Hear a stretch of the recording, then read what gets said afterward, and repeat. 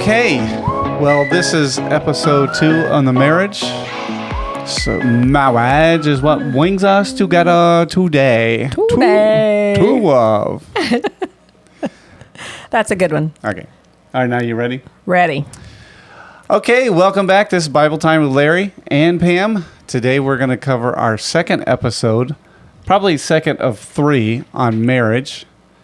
And so you ready to get into it? Sure. Tiny little tidbits. There's Yes. a whole lot to There's say on marriage. A whole lot in marriage. However, just to recap from last week, we talked about the utilitarian side of marriage and the sort of the non-romantic side, if you will. And I would just want to kind of go over some of that again. So we talked about it being just something that it was something you did more of like a contract between not just two people, but two maybe tribes, kingdoms. So it was more of so like, for example, a king may say to a son, you're going to marry this king's daughter so that our two kingdoms will have a peace treaty. So marriage in that sense was more of a contract for peace rather than just a love relationship. And I'm sure she was totally okay with that in every situation. Right. Whoever she was. And I don't know if we mentioned this last time. I don't remember. However, but you look at the Bible and how some of the wives were gotten.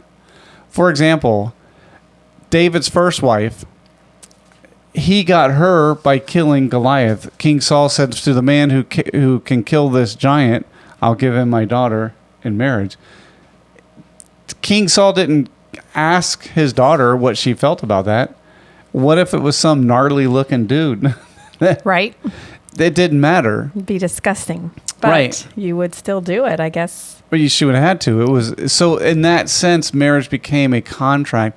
And I think, I know we mentioned this last time, was it in the beginning from Adam and Eve, there was that love aspect that was supposed to be there, and it got lost. We seemed like people focus more on the contractual side of it rather than the love and romance side. Right. Making a treaty between two tribes or... Right, two tribes, families. 2 clans, 2 families, or whatever. Yeah, and so the love and the romance didn't matter. It had no part to play in that. Really wasn't there, was it? Right. Not that we can see. I mean, the Song of Solomon...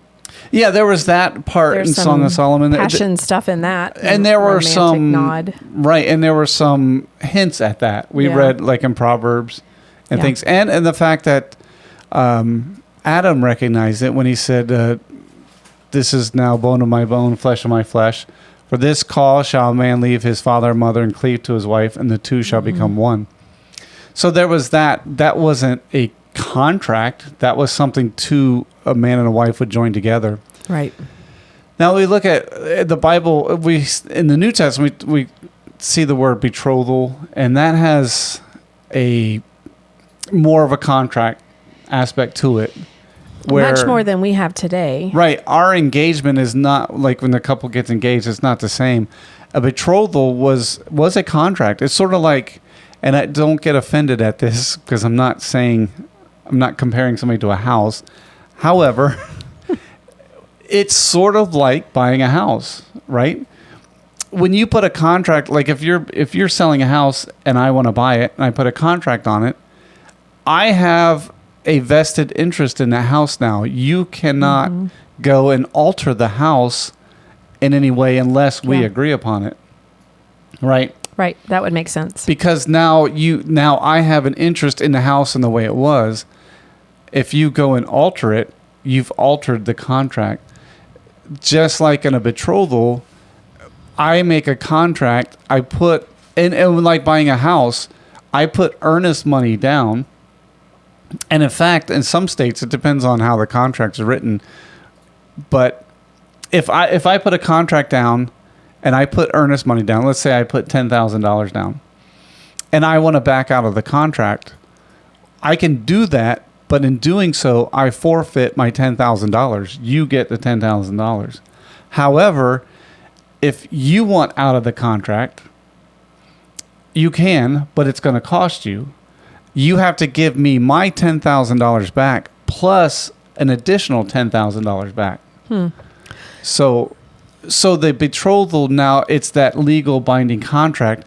We're waiting for the marriage ceremony itself to take place, but the agreement's already made. So do you feel like engagements today maybe aren't taken as seriously as they should be, or? Yeah, I don't think they are. It's too, because by the time you get to a couple gets to the engagement, that's saying, I am going to marry you. We, as an earnest, we give you the ring. The picture in the New Testament especially is the Holy Spirit is given to us as a down payment, as a seal, as that earnest money. Yeah. Saying the groom is coming back for his bride, and this is what I'm leaving. I'm leaving this token of value that I do not want to lose. So I'm going to come back and claim what's mine. That's the whole idea of the marriage and the engagement or the betrothal is I'm making a promise that I'm going to claim. And the ceremony, it's just a matter of semantics at that point. It's not necessarily, the contract isn't like buying a house. Once the contract's signed, all the paperwork's been done, and you're just waiting for the closing. By the time you get to closing, there should not be any surprises, nothing. It's just a matter of going in, you sign the papers, hand over the money, and it's done. Yeah. That's the wedding ceremony. And I know I'm putting this in, I don't mean to make it sound like it's not anything special. I'm just saying as a means of, what am I trying to say? Like, matter of fact, or in a logical sense is when you get to the engagement, all the kinks of the contract, if you will, have been worked out. Yeah. And now the ceremony is just a matter of time.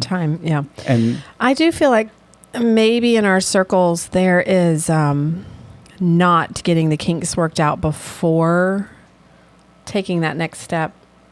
We notice, but I mean, I'm not faulting anyone. I'm just saying, is there a better way to go about getting to know someone better before you get to that? That's a good point. There's two thoughts on that. One, it's just like going back to the example of buying a house. You do your due diligence before you sign the contract. Or sometimes you put conditions on the contract, like I'll buy the house as long as it passes inspection or whatever. Or some kind of consolation or something. Yeah. But those things are sort of worked out before, and both parties have a chance to sign the contract or make amends. So there is a period of time where, like in marriage, where you get to get those kinks worked out. You mean an engagement? Engagement, yeah. So you can't really... Once you're done married. I know. Well, here's another... You may have to work out kinks, but... Well, that's a good point. You don't get to go back on any of that. So now the love and romance part of it, it's like, well, how much does that really play into it? We're going to talk about that in a few minutes. Into the engagement or into the marriage? Into the marriage. Because, like, we look in the Old Testament, or even sometimes in the New Testament, it's not mentioned much in the New Testament, more in the Old Testament. The women didn't really have a say in it. It was... You're going to marry this woman. Yeah, and my type of personality would dig my heels in. I would not like... I mean, maybe if I got someone like a David who ended up being king, and he's ruddy, handsome fellow. Maybe. Capable. Yeah. Maybe that would have been different. But even still, I think there were women with my type personality way back when. And I think there probably were some that were like, this is not right. But because it was a custom, though. It was a custom. Maybe. What you think of, like, it's different. Isaac and Rebecca. Isaac didn't know Rebecca. He didn't even have a chance to, as we just talked about, Rebecca to work out the kinks. Isaac?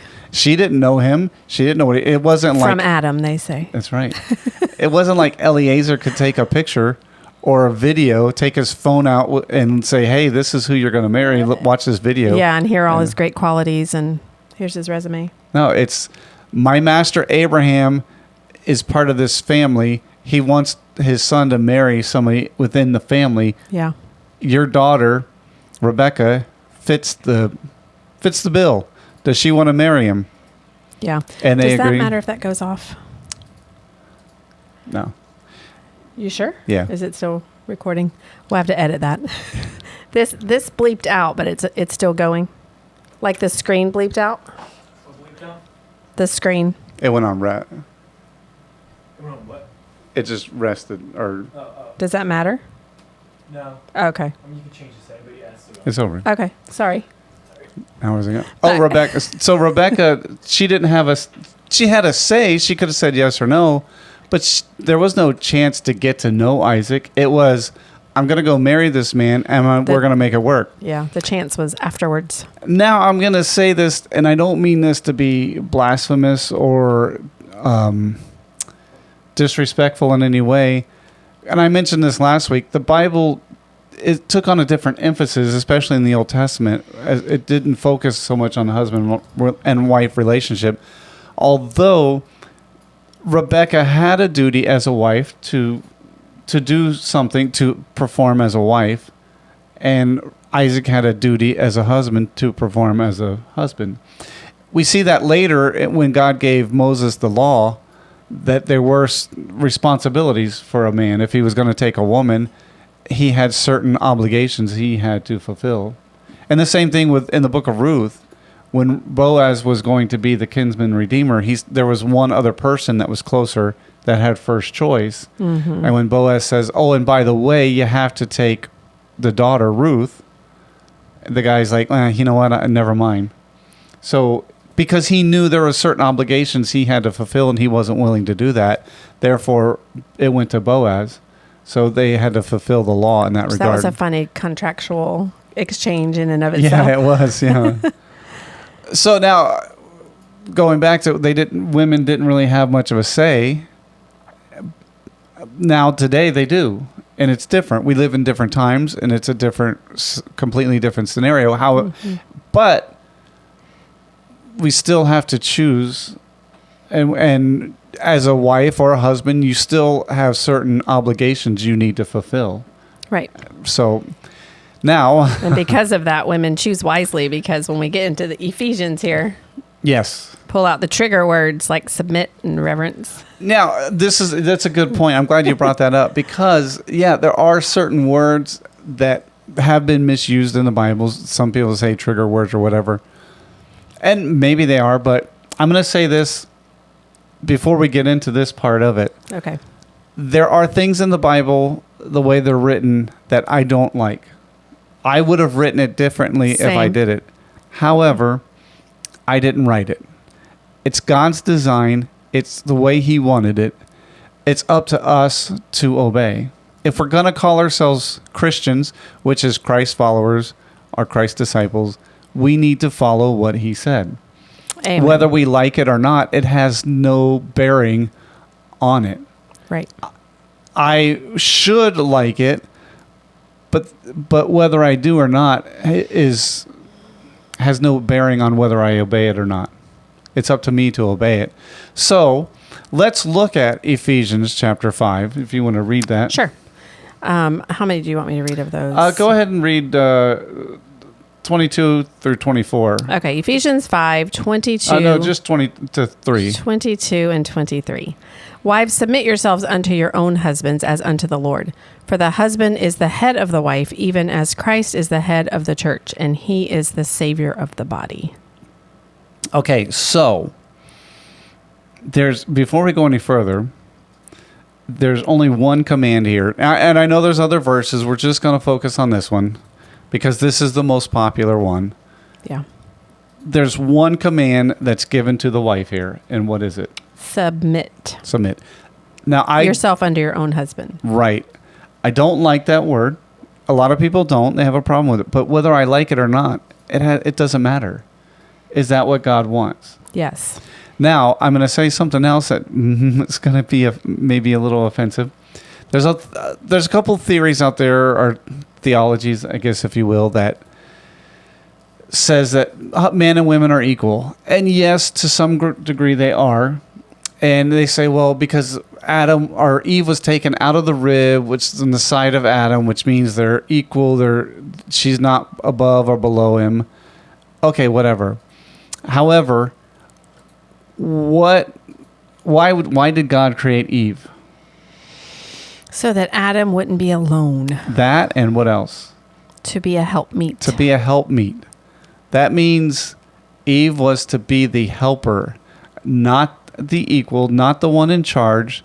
And I don't mean to diminish women in any way. I'm just saying these are the roles that God created. Whether you like them or not, whether you want to do them or not, if you don't want to do them, if you have a problem with them, you have a problem with God. But this is the way he set it up. He set up the man as the head. Again, I don't like that. I'm not that good at it. In some regards, it's easier for me to be left alone and do my own thing. But I chose to be a husband. Therefore, that puts me as the head. And I have to fulfill that role. Whether I like it or not, I need to do it as unto the Lord. So this in Ephesians says, the wife should submit unto her own husband, which means, so you look at the word submit, it means you submit to the mission. Whatever that mission is, as you as a husband and wife, the wife says, okay, I'm going to... I'm with you. I'm with you, right. And that's the helpmeet. It's to say, okay, my husband, my man has this mission. I am going to submit to that mission and be the helpmeet to him. And if we can do it cheerfully, that does help a lot. Right. We're going to get into that. But also it says that she is to do it as unto the Lord. So whether her husband deserves it, which he doesn't, whether he's worthy, he is not. Oh, I shook my head no. I was thinking of other people's husbands. That's good. I don't have any problem submitting. Can I just say in here too that I've known men that lord it over their wives. You're supposed to submit to me. You're supposed to reverence me. And I think that's where it becomes a trigger word. That's where the abuse happens. And that is out of line. It is. Yeah. I guess it's not my part to say that, but. Well, no, it is. Okay. Because I should not have to, I cannot. Well, it's not that I cannot. I should not say to you, you need to submit to me. That's none of my business. What you do is between you and God, because that's what God commanded you to do as your obedience to him. Yes. And I should be doing my part. And I like what you said early on somewhere in the, we should bring 100%, like not 50-50. This isn't a 50-50. It's not, yeah. Bring your A game. If you each do that, you will have an amazing marriage. But if the other one doesn't, then what? Doesn't matter. You do your part. So now so in Ephesians, there's one command to the woman. She's to submit to her husband as unto the Lord. So her means of showing obedience to God is her submission to her husband. And she's to be the helpmeet. Well said. Now, what is the husband's? Ooh, I think it's heavier. So verse 24, right? There, I think it's 25, the husband's. Well, it's 24 through 20, okay. whatever. Ephesians 5, 24 through whatever.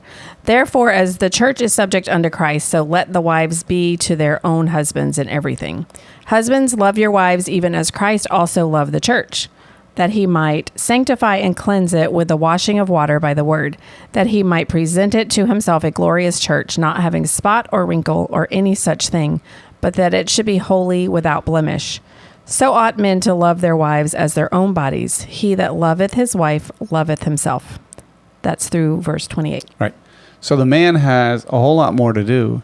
And God said for husbands to love his wife as Christ loved the church. And what did Christ do for the church? Wow. He died for it. Sobering. He sacrificed himself. He gave everything he had for his bride, the church. And not only that, he's told it in John, he told his disciples that he's going to prepare a place. Just like a groom would do after the betrothal, the groom would leave, go back and prepare. He would work on building the house so that when the day came for him to take his bride, he'd have a place to take her. So our groom, if you will, Christ, is preparing his house for his bride, and he's going to come back. So not only did he give everything he had for them, for his bride, he's now preparing a house for them. So the husband in this regard, I know women talk about, they don't like this about submit, but when you look at what the husband is supposed to do, it's a lot small more. thing And in for fact, us to just submit. if you read it, if his wife is not a lovely person, it's his fault. He's supposed to be the one that washes her in the word and makes her a spotless and wrinkle free. That's the husband's job. Wow. And so if you have a nagging, contentious wife, husband, it's your fault. You got to fix that. You got to become the leader that she would want to follow and submit to. And that's a lot bigger job, and it's a lot more responsibility.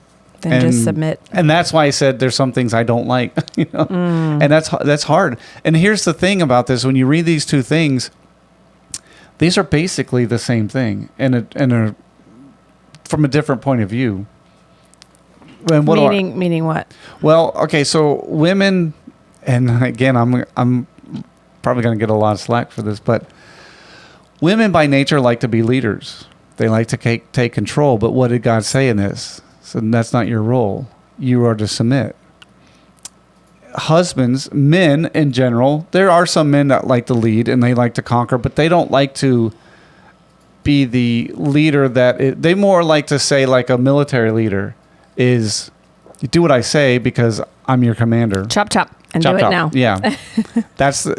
But that's not the kind of, that doesn't make a good husband leader. That doesn't work in the home. If you're a drill sergeant, that will work. And you need to be that kind of person. But you don't need to be that kind of person to your wife, because that doesn't work. You need to be a different kind of leader.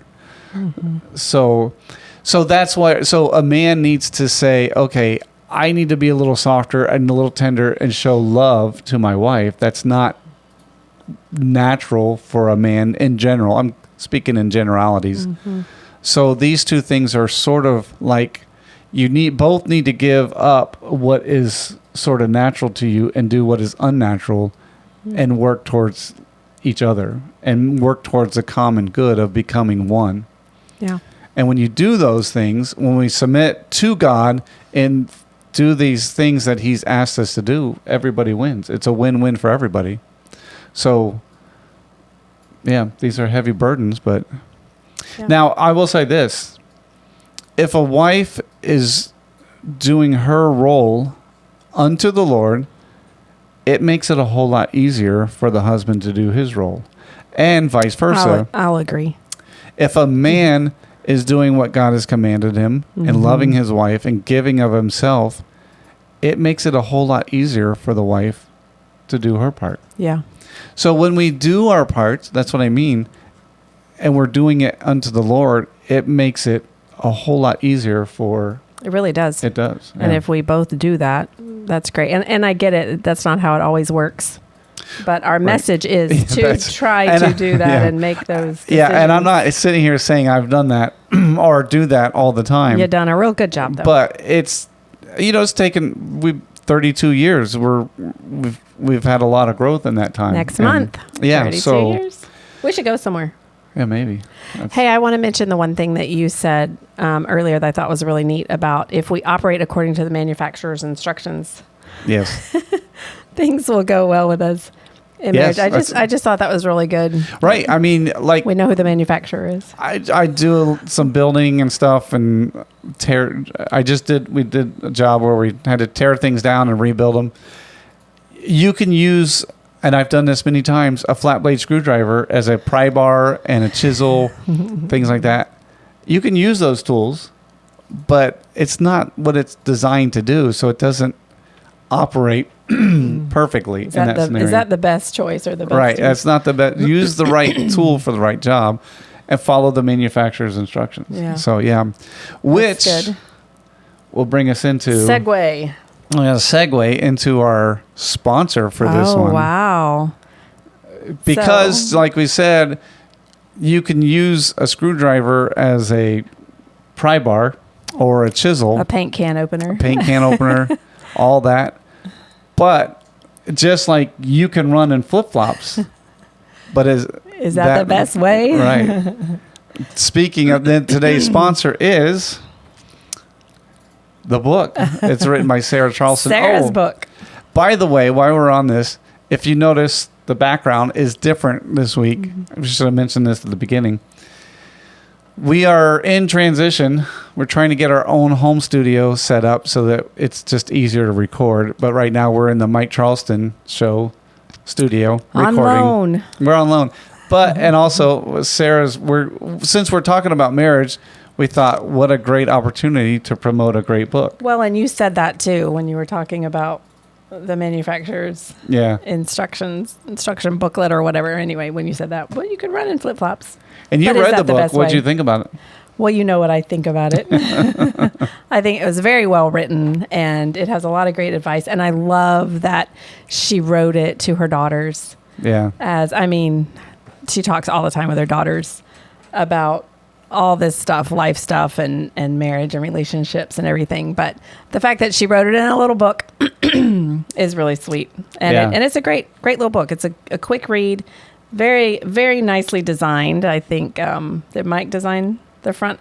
I think so, yeah. I think Mike designed all this. So I was going to read it. It just didn't have any pictures. That's my favorite color, too. So I thought maybe we would offer a few of these to our 5 listeners. Any of our 5 listeners who want to email us. If you're married, this is a good one. If you're about to get married, this is a good book. Or if you want to get married, this is a good book. Yeah, well said. Now, I will say it's written from a lady's perspective.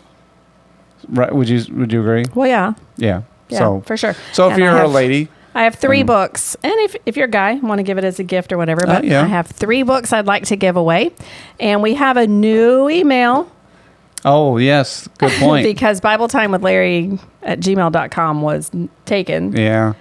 And we kind of have this whole I have this whole true north thing going because Jesus is my true north. Does everybody know what true north is? Maybe I'm on the wrong angle here. It may be. But anyway, what? I have bibletimewithlarry. That's funny. I created that. At gmail.com. Ha! Well, I guess we have that. We'll go with that one. That is so funny. Our producer. Do you Joshua. really have Bible time? That's hilarious. Okay. News alert. We have just been informed that bibletimewithlarry@gmail.com is valid. And it was taken by somebody else. Producer But we found out the producer is efficient. So he already has it. But maybe not communicative so on every area. if you want the book. Yes, there you go. 3 books here, people. What is the email? bibletimewithlarry@gmail.com. Is that it? Is it spelled out with? bibletimewithlarry@gmail.com.